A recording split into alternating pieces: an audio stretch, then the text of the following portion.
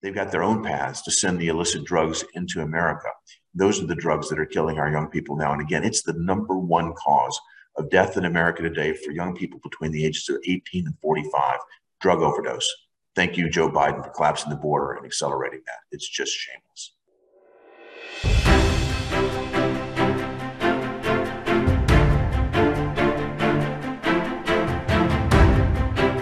Hello, everyone. I'm Brandon Lewis, founder of the Tennessee Conservative. Today, I'm joined by U.S. Senator Bill Hagerty to talk about his recent trip to the southern border and how illegal immigration is impacting Tennesseans. United States Senator Bill Hagerty was elected to the U.S. Senate in 2020 and is serving his first term representing the state of Tennessee. His committee assignments include banking, housing, and urban affairs, foreign relations, appropriations, and rules and administration. Prior to his election to the U.S. Senate, Hagerty served as U.S. ambassador to Japan, the world's third largest economy and America's closest ally in the region. Hagerty is a lifelong businessman. He started his business career with the Boston Consulting Group. He later became a venture capitalist and private equity investor. Hagerty left private business to serve as a member of the governor's cabinet and commissioner of the Tennessee Department of Economic and Community Development. During his tenure and commissioner, Hagerty reorganized the department, eliminating over 40% of the positions, which I'm sure made him wildly popular in that office, and saving millions of taxpayer dollars. Hagerty is an Eagle Scout, is originally from Sumner County, Tennessee. Today, he and his wife, Chrissy, are both active volunteers in several community and civic organizations and live in Davidson County, Tennessee. They are parents of 4 children. Senator Hagerty, thank you for coming to the program. Certainly, it's great to be back with you, Brandon. Thank you. Well, one of my greatest regrets is that I never got my Eagle Scout. I was a slack Boy Scout. I could be a U.S. Senator had I gotten my Eagle Scout, but I did not. So congratulations. Well, thank you. I think for those of us that have been through the journey of becoming an Eagle, it's a special process. It means a lot to me. My wife's father was an Eagle Scout too. And I know that he's resting better knowing that his 2 grandsons are both Eagles and my 2 sons. So we're very proud of them. That's awesome. My 2 best friends are Eagle Scouts, and they remind me of it every time. They put me down. They put me down.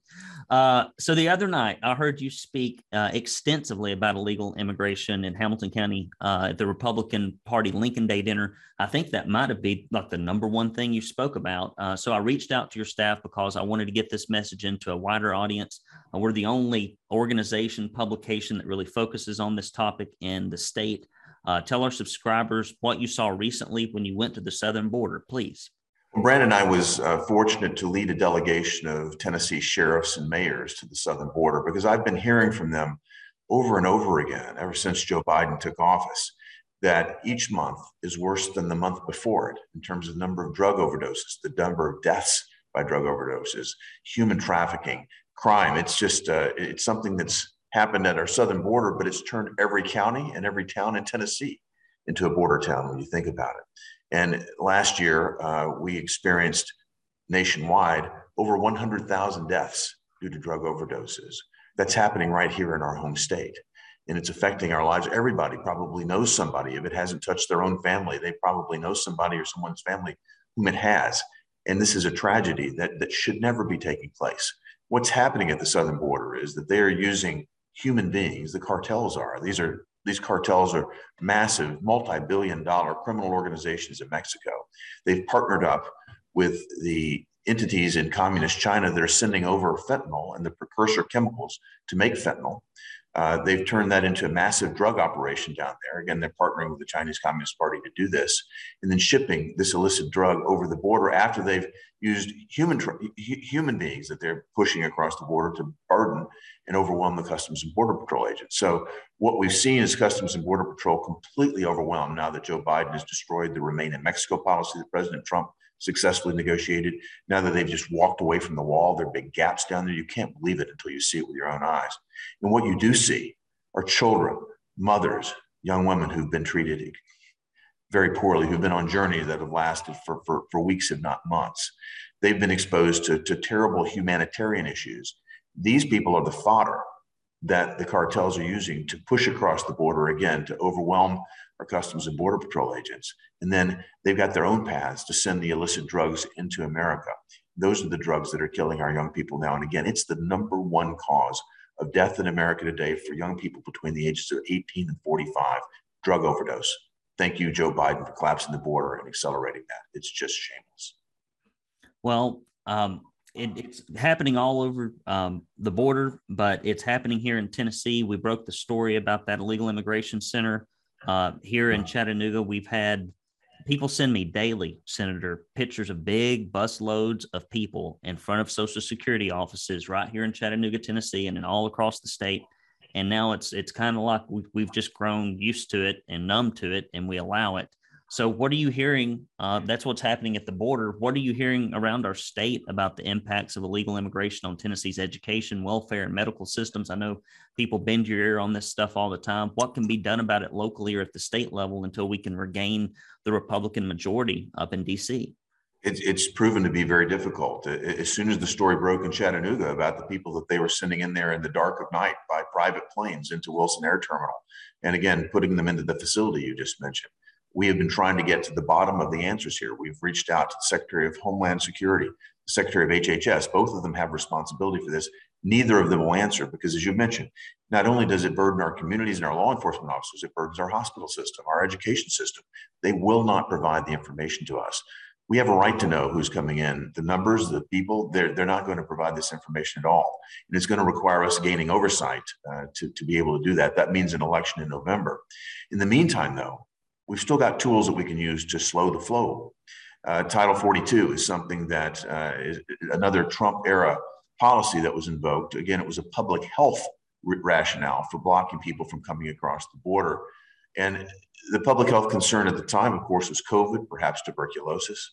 But frankly, I think the biggest public health concern is drug overdoses. And so not only have I put forward legislation to extend Title 42, but to amend it to also include any concern that we might have about illegal smuggling, anything that would lend itself to drug overdoses here in America. That would be a much broader authority.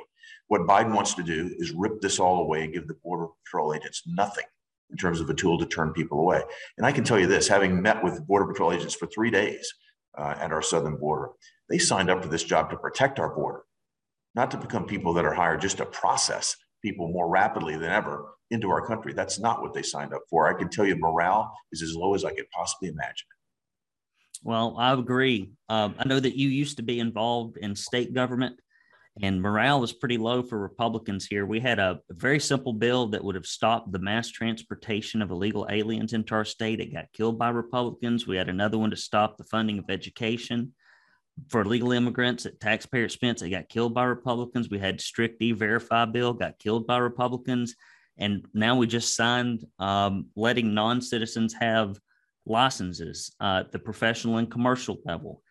And when I say it's disappointing, I mean, like, it's not just rhetoric. It's like people ask me, like, running this publication this year and being a big, focus on illegal immigration in our state. If you can't say anything publicly, and I know it gets you in trouble. I used to work for federal candidates. I'm not asking you to, but as you talk to these people privately, if you would please mention, good grief, could we get some kind of movement? We had no sponsorship from the governor or anybody in leadership. And people keep asking me why, and I can't tell them unless it's just, I don't know. I don't want to get into it. I'm sorry to bother you with that.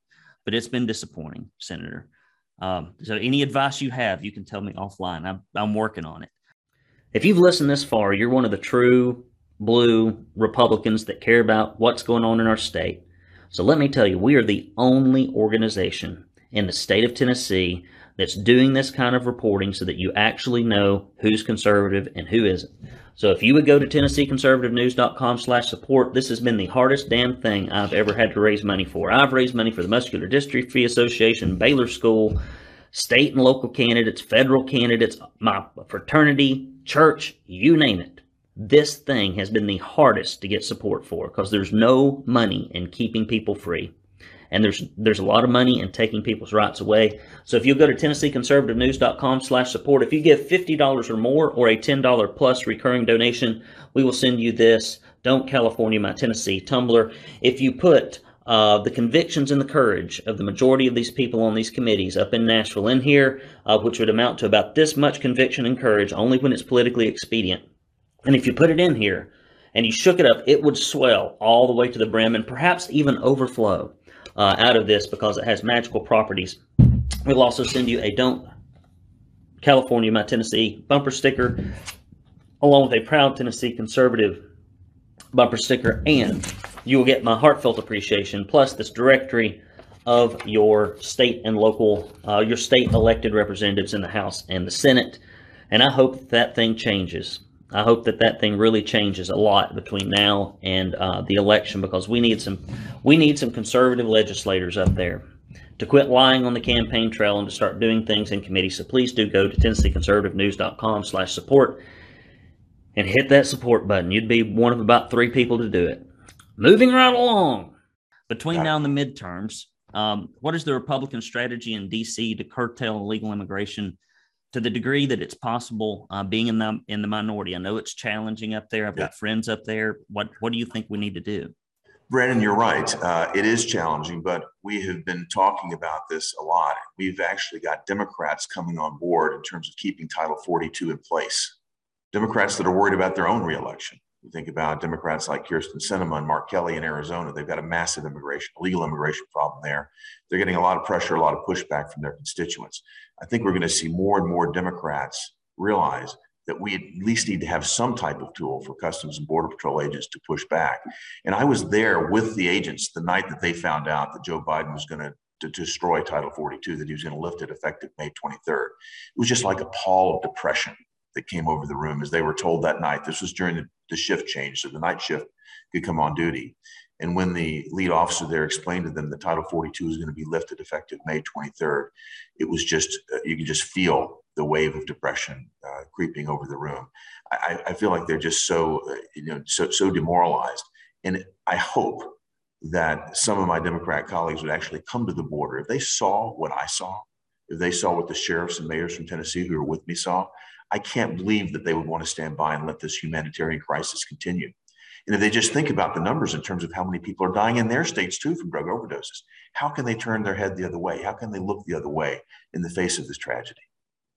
I don't see how they keep them employed there. That is a tough job. And when you get no thanks and no tools and you get ridiculed by the media and your job is defamed, I don't see how they staff it down there. The fact that we got anybody down there working is a testament to those people, because they are in tough conditions.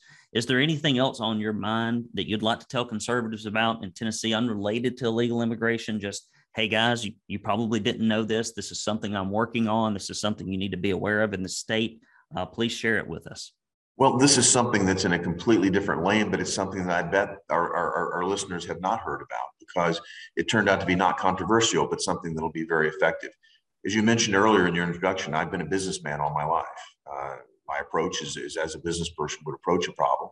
When I came into this job, it was very obvious that there was a chip shortage. Anybody that's tried to buy a car or an appliance or anything like that knows that we've got a serious shortage of semiconductor chips that are affecting supply chains all over the world, particularly here in America.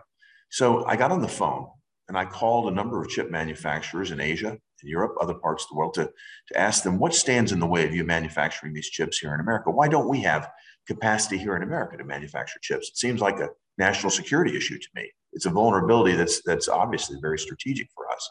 And they all had a number of reasons, but every single one of them told me this. It takes in America 5 years to permit a chip fabrication plant. 5 years. These are multi-billion-dollar plants. They're big facilities.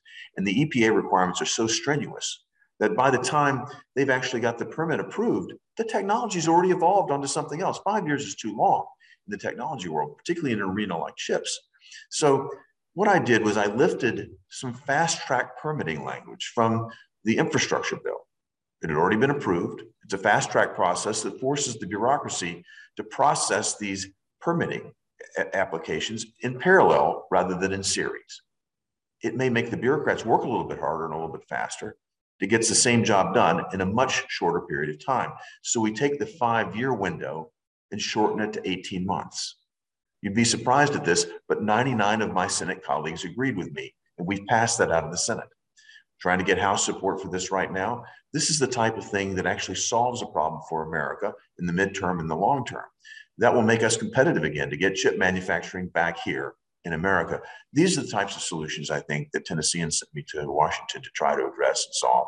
And I'm pleased to be able to tell you about that today, because the media won't pick this up. Again, it's not controversial, so I would be surprised if many people have heard about this so far. Well, that is excellent. I'm proud that you did that. I coach small businesses, hundreds of them all over the U.S. for my paying job. This is my losing money job. And out of a sense of obligation, just like you going to serve up there, you lose money every hour that you're up there working. And we need more people that lose money up there working than make money. I won't get into that, but thank you so much for doing that. Anything else you want to share before we leave? No, I appreciate you, Brandon. Thank you for letting me come on with you again today. All right. Finally, is there a way if people want to follow you, find you, get alerts from you, sign up for your e-newsletter, anything like that? How would they do that? Certainly. If they would go to, you can follow me on social media at Senator Hagerty, or you can basically go onto our website at hagerty.senate.gov and just sign up for our newsletter. The newsletter will keep people updated in terms of what our priorities are, what we're working on. So I would encourage people to do that. Again, it's hagerty.senate.gov.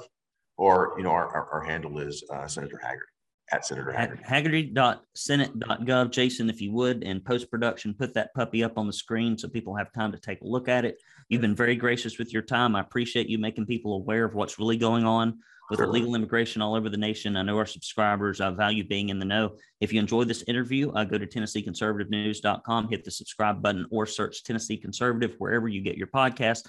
Until next time, I'm Brandon Lewis, signing off.